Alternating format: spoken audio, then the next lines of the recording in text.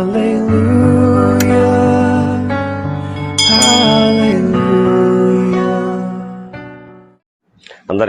నా హృదయపూర్వక ధన్యవాదములండి. ఈరోజు 5వ తారీఖు శుక్రవారం.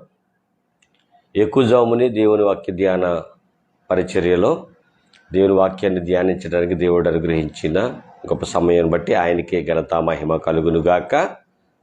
ఆమేన్. అందరూ కూడా తల్ల వంచండి, ప్రార్థన చేసుకుని వాక్యపు ధ్యానంలోకి వెళ్ళిపోదాం. ప్రార్థన. పరలోకమందున్న మా కన్న తండ్రి, నీ పరిశుద్ధమైన శ్రేష్టమైన ఘనమైన నామమునకు స్తుతులు స్తోత్రములు తండ్రి. దేవా, ఉదయకాలం మొదలుకొని సాయంకాలం వరకు, సాయంకాలం మొదలుకొని ఉదయకాలం వరకు, ప్రతిరోజు ప్రతి నిమిషము తండ్రి మమ్మల్ని కాపాడుతున్న విధానాన్ని బట్టి మీకు స్తుతులు, మీకు స్తోత్రములు చెల్లిస్తున్నాను తండ్రి. మరి ముఖ్యంగా ఎక్కువజాముని దేవుని వాక్య ధ్యాన పరిచర్యలో, క్రీస్తు స్వరం ప్రార్థన గ్రూపులో, మహిమగల క్రీస్తు ప్రార్థన మందిరంలో, అలాగే ఇంకెంతమంది అయితే నీ యొక్క సత్యవాక్యాన్ని వెంబడిస్తున్నారో వారందరికీ కూడా మీరు ఆరోగ్యమిచ్చి, బలమిచ్చి, శక్తినిచ్చి ముందుకు నడిపించండి. మరి ముఖ్యంగా నాయన నీ యందు భయభక్తులు కలిగి జీవించే మహాకృప మా అందరికీ దయచేయమని కొద్ది నిమిషంలో నీ వాక్యం మీరు ధ్యానిస్తూ ఉండగా మీరే మాతో మాట్లాడండి, మమ్మల్ని బలపరచండి, స్థిరపరచండి. నీ వాక్యం ద్వారా మమ్మల్ని లేవనెత్తండి. మరి ముఖ్యంగా తండ్రి, వింటున్న వారికి వినగలిగిన చెవి, గ్రహించుకునే హృదయమును ఈ మాటలు చెబుతున్న నాకును సంయోచితమైన జ్ఞానమును, మరి ముఖ్యముగా వాక్యానుసారంగా బ్రతికే జీవితమును ప్రసాదించమని మా కొరకు త్వరలో రాని ఉన్న యేసుక్రీస్తు వారి పుణ్య నామమున ఈ ప్రార్థన మనవులు అడిగి వేడుకొనిచున్నాము తండ్రి. ఆమేన్, ఆమేన్. అందరికీ నా హృదయపూర్వక ధన్యవాదములండి. దేవాతి దేవుని కృపను బట్టి దేవుడు అనుగ్రహించిన యొక్క సమయంలో దేవుడు ప్రతిరోజు కూడా ఎక్కువజామునే దేవుని వాక్యమును ధ్యానించుటకును, మరి ముఖ్యంగా ప్రార్థించుటకును, అనేకుల కొరకు ప్రార్థించే గొప్ప అవకాశాన్ని దేవుడు అనుగ్రహిస్తున్నందుకు, మరి ముఖ్యంగా ఇంతవరకు కూడా విదేశాల్లో ఉన్న వారికి వాట్సాప్ ద్వారా వాక్యం చెప్పుటకు కూడా దేవుడు ఎంతగానో అవకాశం ఇచ్చాడు.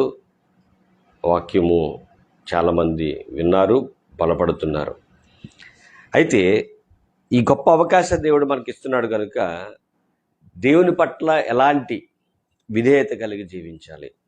నిజంగా దేవుడిచ్చిన అవకాశాన్ని మనం ఎలా సద్వినియోగం చేసుకోవాలి, మరి ముఖ్యంగా అలా చేసుకోవడం వల్ల కలిగే లాభాలేంటి, ఇవన్నీ కూడా మనం గత కొన్ని రోజులుగా పరిశీలన చేస్తున్నాం. ముఖ్యంగా దేవుడు తోడై ఉండాలంటే మనం ఏం చేయాలి, ఎలా ఉంటే దేవుడు మనకు తోడై ఉంటాడు, ఎలా ఉంటే దేవుడు మనల్ని ఉన్నతమైన స్థాయికి నడిపిస్తాడు. ఆ భాగంలో దేవుడు తోడై ఉండడానికి కొన్ని కారణాలు ఉన్నాయి. ఆ కారణాలు ఏంటి, అలా బ్రతికిన భక్తులు ఎవరైనా ఉన్నారా అంటే ఈ పరిశీలనలో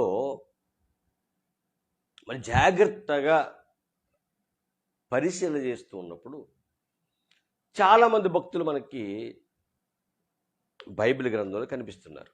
చాలామంది భక్తులు, ఒకరు కాదు, ఇద్దరు కాదు, చాలామంది. అయితే ప్రేమ దేవుని వాళ్ళరా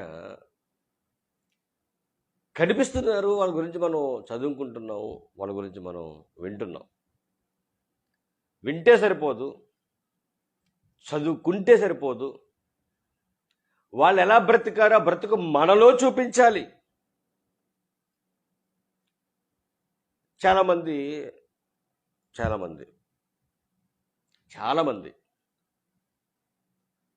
పెద్ద పెద్ద బోధకులు అంటే వాళ్ళు విమర్శించట్లేదు, విషయాన్ని మనం తెలుసుకుంటున్నాం అంతే.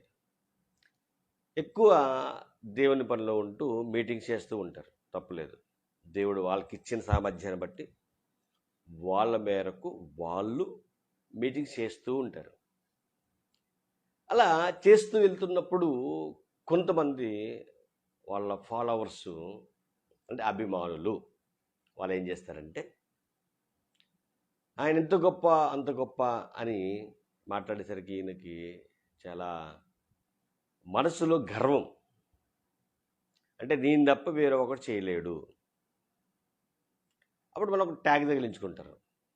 ట్యాగ్ ఏంటంటే ఈ తరం పౌలు, ఈ తరం పౌలు. అలా ఆ ట్యాగ్ పెట్టుకోవడానికి అర్హత ఏమైనా ఉందా అంటే నేను చెప్పేది ఏంటంటే, నువ్వు ఎంత గొప్పగా దేవుని సేవ చేస్తున్నప్పటికీ నువ్వు తగ్గించుకునే ఉండాలి. బైబిల్ సారాంశం అది. బైబిల్ బోధించేస్తున్నామంటే కుదరదు. బైబిల్ ఎలాగైతే మనల్ని ఉండమందో అలా ఉండి బైబిల్ బోధిస్తేనే దాని యొక్క వాల్యూ పెరుగుతూ ఉంటుంది. ఇంకా గొప్పగా ఉన్నది గొప్పది, ఇంకా గొప్పగా అంటే మనం మాట్లాడే మాటలు బట్టి కూడా పెరుగుతుంది ప్రియమైన దేవుని వల్ల. కాబట్టి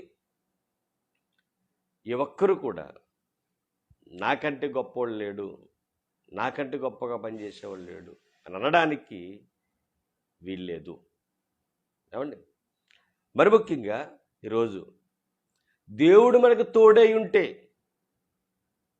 దేవుడు మనకు తోడుగా ఉంటే మన యొక్క ఆశీర్వాదం ఎలా ఉంటుందో యోసేపు గారిని చూసి యోసేపు గారికి ఎలాంటి ఆశీర్వాదం వచ్చిందో, ఆయన ఎక్కడికి వెళ్ళినా దేవుడు తోడై ఉండటం వలన ఆయన ఎలాంటి అభివృద్ధి పొందాడో, ఎలాంటి స్థాయిని సంపాదించుకున్నాడో ఇవన్నీ ఒక్కొక్కటిగా మనం నేర్చుకుందాం ప్రేమంది. ఎందుకంటే ఎందుకు నేర్చుకుందాము అని అంటున్నానంటే, మన జీవితానికి చాలా ప్రాముఖ్యమైనది ఏంటనంటే ఈ భూమి మీద దేవునితో గడిపే సమయం. దేవునితో గడిపే సమయం వ్యర్థమైన వాటి వైపు కానీ, వ్యర్థమైన ఆలోచనల వైపు కానీ, వ్యర్థమైన మాటలు కానీ, వ్యర్థమైన చూపులు కానీ, అంటే ఇలా వ్యర్థమైనవనేది ఏది కూడా మన బ్రతుకుల్లో చూపించడానికి వీలు లేదు. చాలా పర్ఫెక్ట్గా ఉండాలి. దేవునికి ఇష్టమైన పిల్లలుగా, దేవునికి నచ్చిన పిల్లలుగా, దేవుణ్ణి ఆనందపెట్టే పిల్లలుగా మనం ఉండిపోవాలి. అలా ఉండిపోవడానికి ఎవరైతే నిర్ణయం తీసుకున్నారో వాళ్ళు ధన్యులు. మనుషులను బట్టి కాదు, రథములు బట్టి కాదు, వారికి ఆస్తులు బట్టి కాదు, కానీ నీవు దేవుని యొక్క బలమును బట్టి ఉండాలి. రైట్, ఇంకా ఆలస్యం చేయొద్దు, వెళ్ళిపోదాము యోసేపు గారి దగ్గరికి. దేవుడు యోసేపుకి ఎందుకు తోడుగా ఉన్నాడు? కారణం ఏంటి? ప్రశ్న. ఈ మాటలు వింటున్న ప్రతి ఒక్కరు కూడా ప్రశ్న వేసుకోవాలి. ఇది దేవుడు అడుగుతున్నాడు. యోసేపుకి దేవుడు తోడై ఉండడానికి కారణం ఏంటి నీకు తెలుసా? ప్రియ సహోదరి సహోదరులారా, మీకు తెలుసా అడుగుతున్నాడు దేవుడు. తెలుసుకుందామా? ఎందుకంటే దేవుడు తోడు లేకుండా ఏ పని జరగదు. దేవుడు తోడై ఉంటే ఆ పని ఇంకా గొప్పగా జరుగుద్ది. అవునంటారా కాదంట? చాలా ఆనందంగా ఉంటుందండి దేవుని పనిలో ఉంటే. ఆ పని కూడా ఎలా ఉండాలంటే స్వార్థం లేని పనే ఉండాలి, కల్మసము లేని పనే ఉండాలి, విర్రవీగుచున్న దుష్టత్వం లేని పనే ఉండాలి. అంటే చాలామంది రోజు దేవుని పని చేస్తున్నామని అంటున్నారు, కానీ అందులో కల్మషం ఉంటుంది. ఫస్ట్ కల్మషం, రెండవది కోపం, మూడోది విర్రవీగుచున్న దుష్టత్వం, గర్వం. వీటి వల్ల ఆత్మీయతకు ఏమైనా ఉపయోగమా అంటే లేదు ప్రేమ దేవుని వల్ల. ఆత్మీయతకు నష్టం కలిగిస్తాయి. మరి ఆత్మీయతకు ఉపయోగం కలిగించాలంటే ఎలా ఉండాలి, ఏం చేయాలి అని అంటే చాలా జాగ్రత్తగా దేవుని మాటలను వినాలి ప్రేమ దేవుని వల్ల. ఎంత జాగ్రత్తగా వినాలంటే బైబిల్ చెప్తుంది, వాక్యాన్ని వినే నీవు మరి ఎలాగ ఇక్కడ దాకా వచ్చాయి కాబట్టి మరి అది చదివేసుకోవాలి. ఎందుకంటే దేవుడు రాయించిన మాట కాబట్టి, దేవుడు మన జీవితాల్ని వెలిగించడానికి ఒక దీపమే ఈ బైబిల్ గ్రంథం. వాక్యం వినేటప్పుడు ఎవరు చెప్పిన సుమ వీళ్ళు వాళ్ళు అని కాదు. కొంతమంది వాక్యం అర్థం కావట్లేదు మరో చోటకి వెళ్ళిపోదాం అనుకుంటుంటారు. కొన్ని మందిరాల్లో జరిగేవి ఇదే. వాక్యం ఎందుకు అర్థం కాదంటారు? నువ్వు వాక్యం వినేటప్పుడు నీ మనసు మైండ్లో సరిగా పెట్టుకోవన్నమాట. మీ మనసులో వాక్యం వినబడుతున్నప్పుడు వేరే ఆలోచన ఉంటుందన్నమాట. నీకు వాక్యం అర్థం కావాలంటే నా ప్రియ సహోదరి సహోదరుడా, నువ్వు ఎలా ఉండాలో వాక్యం చెప్తుంది, జాగ్రత్తగా విను. ఎవరికైతే ఎక్కడ ఏ మందిరంలోనైనా సరే మీకు వాక్యం అర్థం కావట్లేదంటే చెప్పేవారిని తప్పు పట్టొద్దు. మళ్ళీ చెప్తున్నా, చెప్పేవారిని తప్పు పట్టొద్దు, కానీ నువ్వు ఎలా ఉన్నావు ఒకసారి నీ ఆత్మీయతను పరిశీలన చేసుకో. నీకు వాక్యం అర్థం కావట్లేదంటే మీలో ఏముందో చెప్తున్నాను, జాగ్రత్తగా. వాక్యం అర్థం కావట్లేదు అన్న వాళ్ళతో దేవుడు మాట్లాడుతున్న అద్భుతమైన మాట. ఒక్కసారి అందరూ కూడా యాకోబు గారు రాసిన పత్రిక 1వ అధ్యాయము 20-21 నుంచి చదువుతున్నాను, జాగ్రత్తగా వినండి. అర్థం కావట్లేదు అంటున్నారు కదా, వాళ్ళకి బాగా వర్తించే మాట ఇది. వాక్యం అర్థం కావట్లేదు అనే వారికి అవసరమైన వాక్యం. ఏమనంటే, ఎందుకనగా నరుని కోపము దేవుని నీతిని నెరవేర్చదు. ముందు నీలో కోపం ఉంది, ఆ కోపం ఉంటే దేవుని నీతిని నెరవేర్చు. తర్వాత అందుచేత సమస్త కల్మసమును ఉండకూడనివి, సమస్త కల్మసమును విర్రవీగుచున్న దుష్టత్వమును మాని. ముందేం మానేయాలి మీరు? వాక్యం అర్థం కావట్లేదన్న వాళ్ళు కోపం మానేయాలి. మీలో కోపం ఉండకూడదు. తర్వాత కల్మషం చాలా ఉంది, ఒకరి దగ్గర ఒకలా మరొకరి దగ్గర మరోలా. దీన్నే కల్మషం అంటారు. ఫస్ట్ తీసే, ఎవరైనా కావచ్చు. వాక్యం అర్థం కావట్లేదు అన్న వాళ్ళలో ముందు తీసేయవలసింది ఏంటంటే కల్మషం. తర్వాత విర్రవీగుచున్న దుష్టత్వం. మాకు తెలుసు, మేము చాలాసారి వాక్యం వినేసాము అని దుష్టత్వం ఉంటే చూశారు, ఆ దుష్టత్వం తీసేయాలి. కోపం తీసేయాలి, కల్మషాన్ని తీసేయాలి, విర్రవీగుచున్న దుష్టత్వాన్ని మాని, అప్పుడు నా సహోదరి సహోదరుడా, అన్నయ్య, తమ్ముడు, చెల్లి, అక్క, మీరందరూ ఏం చేయాలి తెలుసా? మీలో ఉన్న కోపాన్ని, కల్మషాన్ని, విర్రవీగుచున్న దుష్టత్వాన్ని మానేస్తే అప్పుడు చెప్పబడే వాక్యం దేవుని వాక్యం ఏమవుతుంది చెప్పంటారా? అప్పుడు చదువుతాం, జాగ్రత్తగా వినండి. జాగ్రత్తగా చెవులు పెద్ద చేసుకుని వినండి. మీకు ఆ మనసు లేకే దేవుని మాట చెబుతున్నా అర్థం కావట్లేదు. ఎంతోమంది బలపడుతున్నారుగా, మీకెందుకు అర్థం కావట్లేదు అంటే మీలో ఇది ఉందన్నమాట. అర్థమవుతుందండి? చాలామందికి అర్థమవుతుంది, చాలామంది బలపడుతున్నారు, చాలామంది ప్రార్థనలో అత్యధికంగా ఎదుగుతున్నారు, అభివృద్ధి పొందుతున్నారు. మీరే ఎందుకు కుండిపడిపోతున్నారు? మీరు అభివృద్ధి ఎందుకు ఉండట్లేదు? మీరు ఆశీర్వాదం ఎందుకు ఉండట్లేదు? కారణం చెప్పంటారా? ఇవన్నీ మీలో ఉన్నాయి. మాటే కదా వాక్యం అర్థం కావట్లేదు మరో చోటకి వెళ్ళిపోదాం అనడం మాట, అది నోటి నుంచి వచ్చి మాట అంతే.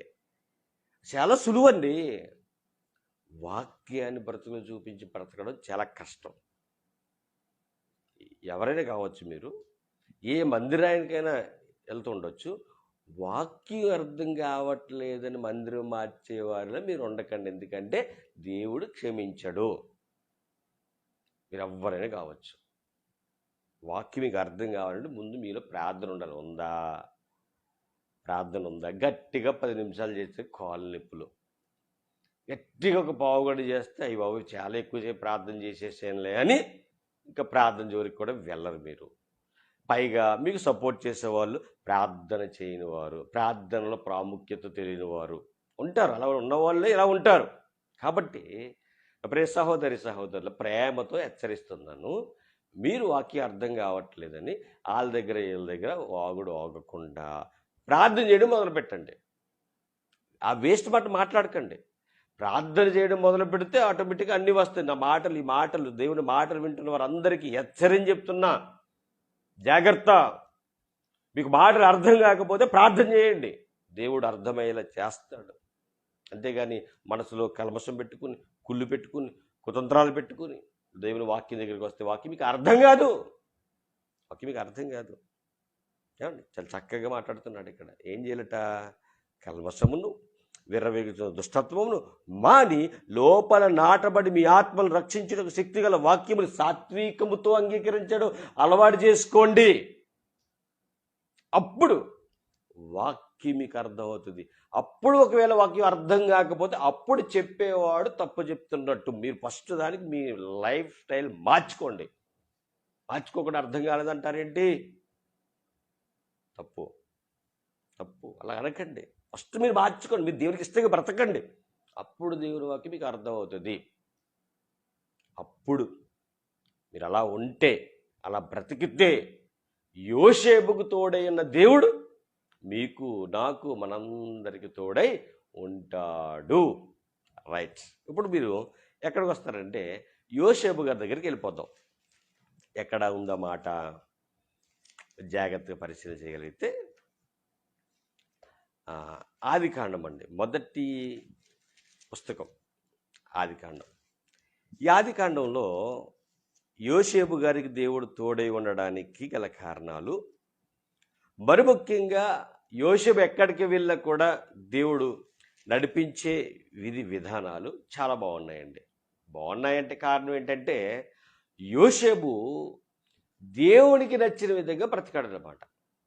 కాబట్టి దేవుడికి ఎవరైతే ఆయనకి నచ్చిన విధంగా బ్రతుకుతారో వాళ్ళ దేవుడు ఏం చేయడటండి? విడిచిపెట్టనే పెట్టడు. ఎంత గొప్పగా దేవుడు మనతో మాట్లాడుతున్నాడనంటే, ఇదిగో నీవు నాయందు భయభక్తులు కలిగి జీవించటం వలన నీకు అనేకమైన సమస్యలు ఉంటాయి, అనేకమైన ఇబ్బందులు ఉంటాయి. వాటన్నిటి నుంచి కూడా తప్పించడానికి నేను సిద్ధంగా ఉన్నాను అంటాడండి. ఎంత అద్భుతంగా దేవుడు మాట్లాడే మాట ఉంటానంటే, నిన్ను ఉన్నతమైన స్థాయిలో పెట్టడానికి, ఉన్నతమైన స్థాయిలో నిలబెట్టడానికి ఆయన ఎంతగానో ఎదురు చూస్తూ ఉన్నాడు.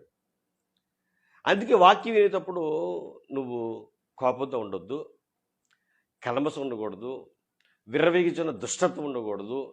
ఇవన్నిటినీ మాని, ఇవన్నిటిని వదిలేసి లోపల నాటబడే, నీ లోపల ఏమి నాటపడుతుంది? వాక్యం. ఏ వాక్యం అది? శక్తిగల వాక్యం. శక్తిగల వాక్యాన్ని ఎలా అంగీకరించాలి? సాత్వికముతో అంగీకరించాలి. సాత్వికముతో అంగీకరించకుండా మనసు నిండా కల్మషం పెట్టుకుని, కుళ్ళు పెట్టుకుని, కోపం పెట్టుకుని, విర్రవీగు దుష్టత్వంతో ఉంటే నీకు వాక్యం ఏం అర్థమవుతుంది? రైట్. దేవుడికి తోడై ఎలా ఉంటాడు? నువ్వు ప్రతి వెళ్ళిన కాడకు నీకు ఆశీర్వాదం ఎలా వస్తుంది? ఇవన్నీ గుర్తుపెట్టుకోవాలి. యోసేపు ఎలా ఉన్నాడో, యోసేపు ఉండడాన్ని బట్టి దేవుడు ఎలా ఆశీర్వదించాడో ఒక్కసారి మనం జాగ్రత్తగా పరిశీలన చేయగలిగితే, ఆదికాండము 40వ అధ్యాయం అండి. మీరు 39 అంతా కూడా చదివించాను. 4 రోజుల నుంచి మనం ఆల్రెడీ అది ధ్యానించుకున్నాము. చేయని తప్పుకి నిందలు అనుభవించి, శిక్ష అనుభవించి జైల్లో ఉన్నాడు. శిక్ష అనుభవిస్తున్నాడు జైల్లో ఉండి. ఎవరు? యోసేపు. దేవుడు దూరం అయ్యాడా? అవలే. కష్టం ఉన్నా, బాధ ఉన్నా, సమస్య ఉన్నా కూడా దేవునిలో ఉన్నతంగా ఎదుగుతున్నాడు యోసేపు గారు. ఏమండి? రైట్. ఇప్పుడు చెరసాల్లో ఉన్నాడు, జైల్లో ఉన్నాడు. జైల్లో కూడా ఏమిచ్చాడు దేవుడు? అది మీరు బాగా ఆలోచించగలిగితే 21 ఆదికాండము 39వ అధ్యాయము 21లో ఏం రాయబడిందో చూద్దాం ప్రేమింది. అయితే యెహోవా యోసేపునకు తోడయుండి అతని యందు కనికరపడి అతని మీద చెరసాల యొక్క అధిపతికి కటాక్షం కలిగినట్లు చేశాను. దేవుడు తోడై ఉంటే నువ్వెక్కడున్నా నీ మీద కటాక్షం కలుగుతుంది. ఈ సందర్భంగా ఒక విషయాన్ని పంచుకోవాలనుకుంటున్నా. కొన్ని ఇబ్బందుల్లో, కొన్ని సమస్యల్లో ఏం చేయాలో తెలియని పరిస్థితుల్లో ఇంచుమించుగా 2019, 2020 ఇంకా తట్టుకోలేని పరిస్థితుల్లో బాధ భరించలేక, అప్పుల బాధ భరించలేక కువైట్ వెళ్ళాలని నిర్ణయించుకున్నాను నేను. అంటే విషయం చెప్తున్నాను. కువైట్ వెళ్ళాలని నిర్ణయించుకున్నా. వెళ్ళిన నేను, అక్కడ డ్రైవర్గా వెళ్ళిన నేను చాలా ఇబ్బందులు ఎదుర్కొన్నా. కానీ అక్కడ ఆ బాబా మామ వాళ్ళు నా మీద చాలా జాలి చూపించారండి. చాలా జాలి. నాకు చాలా ఇబ్బంది మరొకటి ఏంటంటే, నా కళ్ళకి సైట్ ఉంది. అంటే కళ్ళు సరిగా కనిపించమంటే దూరంగా ఉన్నది, మా దగ్గరగా ఉన్నది, అలా అనమాట. విషయం చెప్తున్నాను, ఇది గొప్ప, మీరు సాక్ష్యం అనుకుంటారో లేకపోతే ఇంకోటి అనుకుంటారో ఏమనుకుంటారో మీ ఇష్టం. కానీ దేవుడు విదేశాలను వెళ్ళడానికి సహాయం చేశాడు. విదేశాల్లో అక్కడ నేను డ్రైవర్గా పనిచేయడానికి కూడా దేవుడే సహాయం చేశాడు. వెళ్ళిన 15 రోజులకి కారు నడిపినప్పుడు లైసెన్స్ కూడా వచ్చేసింది. ఏంటి ఇన్ని ఇబ్బందులున్నా, కంటికి ఇబ్బందులున్నా. మరొకటి ఏంటంటే, నాకు రూట్ మ్యాప్లు ఏమీ తెలియదు, చదువు నాకు రాదు, తెలుగే సరిగా రాదంటే ఇంగ్లీష్ ఏమవుతుంది మీరు ఆలోచించండి. చాలా నేను అనుకున్నాను. అక్కడికి వెళ్ళిన తర్వాత నా పరిస్థితి ఏంటి అని అనుకుంటే, ప్రతీది కూడా దేవుడు కూడా ఉండి నాకు ప్రతీది కూడా నాకు నేర్పిస్తూ, నాకు తోడుగా ఉండి ముందుకు నడిపిస్తూనే వచ్చాడు. మరొక అద్భుతమైన విషయం ఏంటంటే, డ్రైవర్గా వెళ్ళిన నేను అక్కడ కొంతమందికి రక్షణ ఇవ్వడం, మళ్ళీ వాక్యాన్ని చర్చికి తీసుకెళ్ళి చెప్పించడం. అక్కడ జాన్సన్ అన్నయ్య అని ఒక పాస్టర్ గారు ఉన్నారు, ఆయన ద్వారా అక్కడ వాక్యాన్ని చర్చిలో మాట్లాడే అవకాశం ఇవ్వడం అంటే దేవుని కృప కాదంటే చెప్పండి. మీకు బాగా చెప్పవలసింది ఏంటంటే, నేను వెళ్ళిన ఇంటి దగ్గర, డ్రైవర్కి వెళ్ళిన ఇంటి దగ్గర వాళ్ళు నన్ను చాలా బాగా చూసుకున్నారండి. ఎందువల్ల అంటారు? దేవుడు నాకు తోడై ఉన్నాడు. వాళ్ళ మనసులు మెత్తన పరిచి నాకు శుక్రవారం వెళ్ళండి సెలవు ఇవ్వరు, శుక్రవారం సెలవు ఇచ్చారు, ప్రార్థన చేసుకోవడానికి అవకాశం ఇచ్చారు, ఒక రూమ్ ఇచ్చారు. అందరికి ఇస్తారులేండి రూములు. అంటే కొత్తగా వెళ్ళిన మరి నాకు అవి ఇవ్వరు, సెలవులు కూడా ఇవ్వరు. కానీ ఇచ్చారంటే దేవుడు తోడై ఉన్నాడు. నా ప్రియ సహోదరి సహోదరులు, ఎందుకు ఈ మాటలు చెప్తున్నానంటే, దేవుడు తోడై ఉంటే నువ్వు ఎలాంటి పరిస్థితుల్లో ఉన్న పరిస్థితుల్లో నీకు సహాయం చేస్తాడు ఆయన. సహాయం చేస్తాడు ఆయన. నిజంగా అద్భుతం అండి. నేను కువైట్ నుంచి మళ్ళీ తిరిగి రావడం కూడా అద్భుతం. అసలు నేను అక్కడ డ్రైవింగ్ చేస్తున్నప్పుడు అనిపించేది మళ్ళా నేను వెళ్ళి నా భార్య బిడ్డలు చూసే అవకాశం ఉంటుందా? ఎందుకంటే అక్కడ వెళ్ళే స్పీడ్లో ఎప్పుడు ఎవడో గుద్దెత్తాడో తెలీదు. నేను చూస్తుండగానే ఎన్నో కార్లు యాక్సిడెంట్లు గురైపోయాయి. అది చూసి భయం. నా భార్యని కానీ నా బిడ్డలు కానీ మళ్ళీ చూసే అవకాశం ఉంటుందా అనుకున్నా. 3 నెలల్లోనండి తీసుకొచ్చి దేవుడు వాళ్ళ ఇంట్లో కూర్చోబెట్టాడు. మళ్ళీ దేవుడి పరిచర్య విస్తరంగా జరిపిస్తున్నాడు. నిజంగా అద్భుతం అండి. దేవుడు తోడై ఉంటే ఇలాగ జరుగుతాయి. ఈ యోసేపు గారిని చదువుతుంటే, అవును కదా, ఎక్కడో యోసేపు గారి గురించి చదువుతున్నప్పుడు ఎంత గొప్ప ధైర్యం వస్తుంది, నా బ్రతికే అలాగ అయ్యింది కదా. ఆ రోజు యోసేపుని కాపాడిన దేవుడే నన్ను కూడా కాపాడాడు కదా. ఆలోచించండి ప్రేమ దేవుని వల్ల. దేవుడు తోడై ఉంటే నువ్వు దేనికి భయపడవలసిన పని లేదు ప్రేమ దేవుని వల్ల. చెరసాల నాయకుడికి దేవుడే ఏం చేశాడట? యోసేపు మీద కటాక్షం కలిగేలా చేశాడు. అవును, నా మీద కూడా అక్కడున్న వారికి కటాక్షం కలిగేలా చేశాడు. మరొక విషయం చెప్తానండి, మీకు జాగ్రత్తగా వినండి. ఆ రోజు కువైట్ వెళ్ళినప్పుడు నేను చాలా బాధపడుతూ వెళ్ళా. కువైట్లో ఫ్లైట్ దిగ్గానే చెక్కింగ్ అవ్వగానే బయటకు వచ్చేసరికి అన్నయ్య అంటూ తమ్ముళ్ళు, దేవుడిచ్చిన తమ్ముళ్ళు, నివాస్ అనే తమ్ముడు, ప్రసాద్ అనే తమ్ముడు, వాళ్ళ అన్నయ్య అని కాకేసేసరికి ఎంత ఆనందం వేసిందో, ఎంత సంతోషం వేసిందో. అంటే దేవుడు వాళ్ళ ద్వారా అక్కడ నన్ను నడిపించాడు. ఈ మాటలు చెప్పడానికి చాలా ఆనందం, చాలా సంతోషం. ఎందుకంటే అనుభవాలు. అక్కడ నాకు ఏమైనా ఇబ్బంది అయితే మళ్ళీ దేవుడు ప్రసాద్ తమ్ముడిని పెట్టాడు. పాపం అతడు అక్కడ ఫుడ్ ఇస్తూ ఉంటాడు అన్నమాట. తెచ్చి తన మిస్సెస్ చేసిన తెచ్చి నాకు ఇచ్చేవాడు, చెల్లెం చేసిన. అంటే ఏమనుకోవాలి?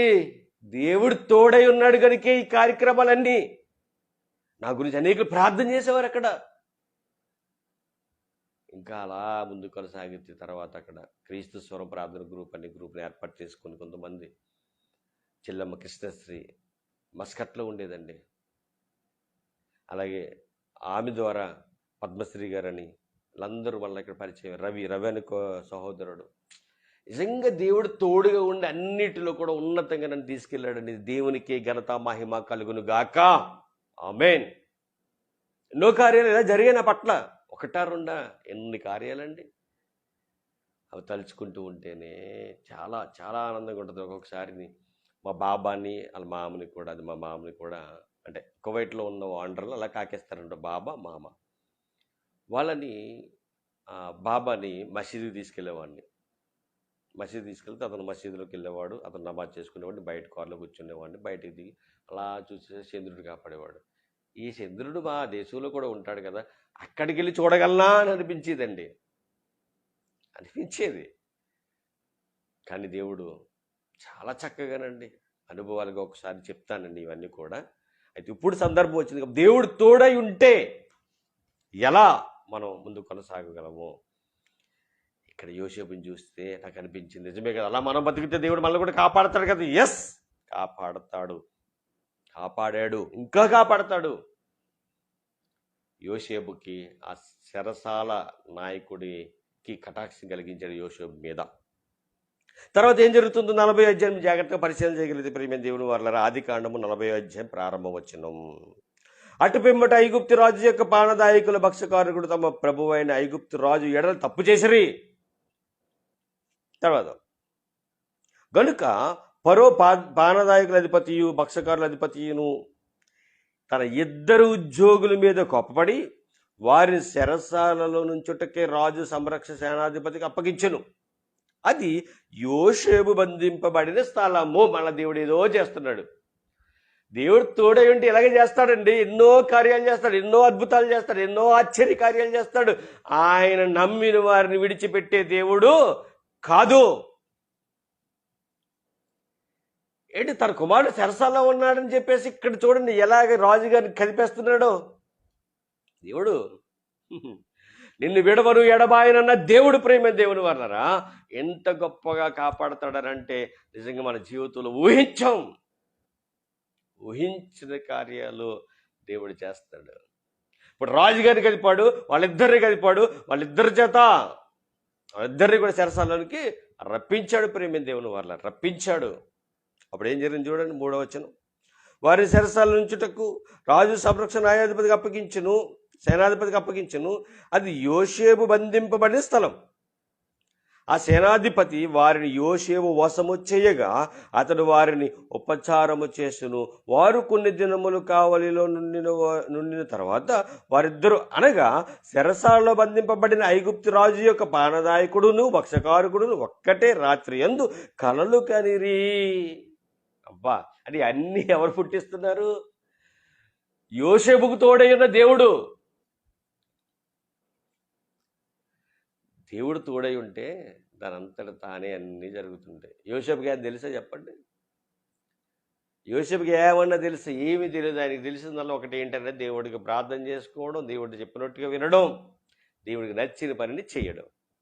అదే ఆయన పని. సో దేవుడు యోసేపుకి ఎలా మేలు జరగాలవన్నీ ఎలా చేస్తున్నాడు. ఇప్పుడు వాళ్ళకి ఏం పుట్టించాడట? కలలు. ఇప్పుడు ఒక్కొక్కడు వేరు భావం కలగనను. తెల్లవారినప్పుడు యోసేపు వారి యొద్దకు వచ్చి వారిని చూడగా వారు చింతాకాంతులై ఉండిరి. అతడు, ఎందుచేత నేడు మీ ముఖములు చిన్నబోయి ఉన్నవని తన యజమానిని ఇంట తనతో కావలి ఉన్నందున ఫరో ఉద్యోగస్తులను అడిగాను. బాగా అర్థమైందా? అతడు ఎందుచేత నేడు మీ ముఖములు చిన్నబోయి ఉన్నవని తన యజమాని ఇంట తనతో కావలి ఎందున్న ఫరో ఉద్యోగులను అడిగాను. అందుకు వారు, మేము కలలు కంటిమి, వాటి భావము చెప్పగలవారు ఎవరు లేరని అతనితో అనగా, యోసేపు వారిని చూచి, భావములు చెప్పుట దేవుని ఆధీనమే కదా, మీరు దయచేసి ఆ కళలు నాకు వివరించి చెప్పడను. అప్పుడు పానదాయకుల అధిపతి అడుగుతున్నాడట, మీరు ఎందుకు అలా ఉన్నారంటే కలగన్నాము, కానీ ఆ కలభావం ఎవరికి కూడా అర్థం కావట్లేదు, మాకు అర్థం కావట్లేదు, ఎవరిని చెప్పగలరా? అప్పుడు అతడు మొదటి ఎవరికైతే వచ్చిందో అతని పేరు ఒకసారి మీరు జాగ్రత్తగా 9 వచ్చిన చదవగలిగితే, అప్పుడు పానదాయకుల అధిపతి కళ ఇది. చాలా జాగ్రత్తగా వినండి, చాలా జాగ్రత్తగా ఈ కళను వివరించడానికి ప్రయత్నం చేస్తా. నా కళలో ఒక ద్రాక్షవల్లి నా ఎదుట ఉండెను. ఆ ద్రాక్షవల్లికి 3 తీగలు ఉండెను. అది చిగిరించినట్టే ఉండెను. దాని పువ్వులు వికసించును. దాని గెలలు పండి ద్రాక్ష పళ్ళాయను. మరియు పరో గిన్నె నా చేతిలో ఉండెను. ఆ ద్రాక్ష ఫలములు నేను పట్టుకుని పరో గిన్నెలో వాటిని పిండి ఆ గిన్నె పరో చేతికిచ్చితునని తన కలకు అతనితో వివరించి చెప్పాను. అప్పుడు యోసేపు, దాని భావమిది, ఆ 3 తీగలు 3 దినాలు, ఇక 3 దినములలోగా పరో నీ తలను పైకెత్తి నీ ఉద్యోగము నీకు మరలా ఇప్పించెను. నీవు అతని పానదాయకుడివై ఉన్న నాటి మర్యాద చప్పున పరో గిన్నెని అతని చేతికి అప్పగించదువు. కాబట్టి నీకు క్షేమము కలిగినప్పుడు నన్ను జ్ఞాపకము చేసుకోమని నాయందు కరుణించి పరోతో నన్ను గురించి మాట్లాడి ఈ ఇంటిలో నుండి నన్ను బయటికి రప్పించుము. మీరు బాగా అర్థం చేసుకోండి. కళ చెప్పాడు, కళకి భావం చెప్పేశాడు యోసేపు గారు. చెప్పి ఏమన్నాడంటే, నువ్వు ఎలాగ వెళ్ళిపోతావు రాజుగారి దగ్గరికి, వెళ్ళిపోయి నువ్వు నన్ను ఒక్కసారి జ్ఞాపకం చేసుకుని నా గురించి చెప్పవా, నన్ను జ్ఞాపకం చేసుకోవా అన్నాడు. మీరు అలా కిందకు వచ్చేసరికి మరొకడికి భక్షగారుడికి కళ వచ్చింది. ఆ కళ గురించి చెప్తాడు, తర్వాత చదువుకోండి. ఆ కళ భావం కూడా ఏంటో మీకు ఒకసారి నేను చెప్పాలనుకుంటున్నాను. 18 వచ్చినవండి, అది 40 అధ్యాయము 16 చదువుదాం. అతను తలిపిన భావం మంచిదని భక్షకారకుల అధిపతి చూచి అతనితో ఇట్లను, నేను కలగంటిని, ఇదిగో తెల్లని పిండి వంటలు. ఇప్పుడు ఇంకో అతనికి వచ్చింది కదా, అతను చెప్తున్న కళ ఇది. తెల్లని పిండి వంటలు గల 3 గంపలు నా తల మీద ఉండెను. మీది గంపలో, అంటే తల మీద గంపలో పరో నిమిత్తము సమస్త విధములైన పిండి వంటలు ఉండెను. పక్షుడు నా తల మీదనున్న ఆ గంపలో నుండి వాటిని తీసుకుని తినుచుండెను. అందుకు యోసేపు, దాని భావం ఇది, ఆ 3 గంపలు 3 దినాలు, ఇక 3 దినములలాగా పరో నీ మీద నుండు నీ తలను పైకెత్తి మ్రాను మీద నిన్ను వేలాడి దీంచును. అప్పుడు పక్షులు నీ మీద నుండి నీ మాంసమును తినివేయనని ఉత్తరం ఇచ్చెను. ఈ కళకి కూడా భావం చెప్పేశాడు. అప్పుడు ఏం జరిగిందో చూద్దామండి. 20వ అధ్యాయం 3వ దినం ముందు జరిగిందేమనగా, ఆ దినము పరో జన్మదినము కనుక అతడు తన సేవకులందరికీ విందు చేయించి వారి నడుమ పానదాయకుల అధిపతి తలను భక్షకారుల అధిపతి తలను పైకెత్తి పానదాయకుల అధిపతి ఉద్యోగం మరలా అతనికి ఇచ్చిన కనుక అతడు పరో చేతి గిన్నెనిచ్చును. మరియు యోసేపు వారిని తెలిపిన భావం చప్పున భక్షకారుల అధిపతిని వేలాడి దీయించును. అయితే పానదాయకుల అధిపతి యోసేపును జ్ఞాపకము చేసుకొనక అతన్ని మరిచిపోయెను. గుర్తుపెట్టుకోండి. 1, పానదాయకుల అధిపతికి చెప్పిన ప్రకారంగా ఆ కళ నెరవేరిపోయింది. భక్షకారుడు చెప్పిన లెక్క ప్రకారంగా ఆ కళ నెరవేరిపోయింది. ఇతన్నేమో తల పైకెత్తాడు, ఇతన్నేమో తల తీసేశారు. అయితే ఇప్పుడు ఒక మాట ఉంది ఇక్కడ. యోసేపు ఏమన్నాడు, మీరు గ్యారంటీగా మీ రాజుగారి దగ్గరికి మీరు ఇదివరకు ఉన్న మర్యాద చొప్పున వెళ్ళిపోతారు, అప్పుడు దయతో నన్ను జ్ఞాపకం చేసుకోండి. కానీ ఈయనేం చేశాడట, యోసేపును జ్ఞాపకము చేసుకునక అతన్ని మరిచిపోయెను. మంచోడా చెడ్డోడా? ఎవరు? పానదాయకుల అధిపతి. మీ నోట వచ్చే మాట చెప్పమంటారా? చెడ్డోడు కాదు. ఆ మరుపు చేసింది ఎవరు తెలుసా? దేవుడు. ఆ మరిచిపోవడం వల్ల జరిగే లాభం ఏంటో, అలా మరిచిపోవడం వల్ల జరిగే గొప్ప లాభం ఏంటో రేపు ఎక్కువజామునే దేవుని యొక్క ధ్యాన పరిచర్యలో మరెన్నో విషయాలు, అద్భుతమైన విషయాలు, ఆశ్చర్యకరమైన విషయాలు నేర్చుకుందాము. మన జీవితం దేవునితో మంచి సహవాసం కలిగి జీవిద్దాం. ప్రార్థన చేసుకుందాం. ప్రార్థన.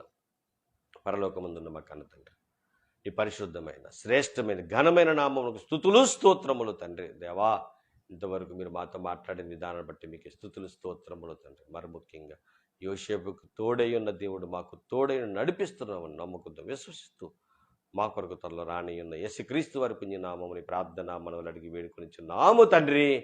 ఆమేన్. తండ్రి దేవుని ప్రేమయు కుమారుడనే యేసుక్రీస్తు ప్రభువారి కృపయు పరిశుద్ధాత్మని నుండి సావాసము ఇప్పుడు ఎల్లప్పుడూ సదాకాలము తోడై నడిపించునుగాక. ఆమేన్. ఆమేన్.